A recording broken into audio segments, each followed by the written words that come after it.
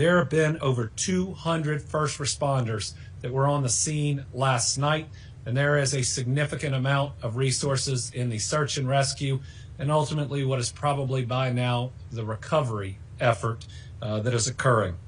I want to thank everybody who was working overnight when it was dangerous, when there was other flammable or explosive materials, but they were searching for survivors and to locate any bodies to try to give families the closure that they deserve.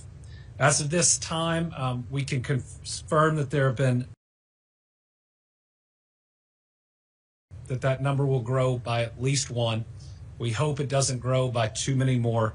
I believe by this afternoon we'll have a pretty good grasp of both the number of fatalities and, if there are any, the number of missing persons that we're still looking for. Remember, there's a Victim Family Reunification Center at the Louisville Metro Police Training Academy, which remains open. That address is 2911 Taylor Boulevard. As of last night, there had been 16 different families there. I think the mayor's providing an update where that number may now have shrank. At least information I'm getting is those families may not line up with the hospital patients, which means we've got to continue to search that site, hope and pray for the best, but know there may be more loss of life that we're going to learn about today. 2 businesses were directly impacted: Kentucky Petroleum Recycling and Grade A Auto Parts. Thankfully, a local restaurant that is right there that we had great concern would be impacted and we would lose whoever was in it, was missed and now is helping the search and rescue. We're grateful for them.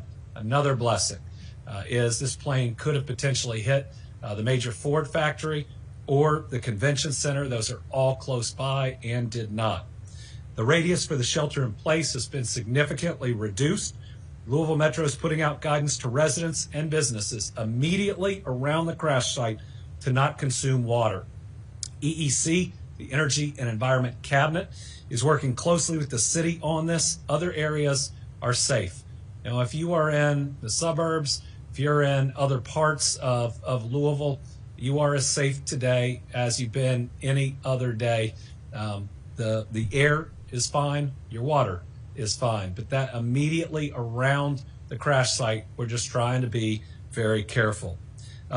In new news today, following yesterday's events, I'm declaring a state of emergency to help us deal with this plane crash. It allows us to move resources more quickly through emergency management and the Kentucky National Guard.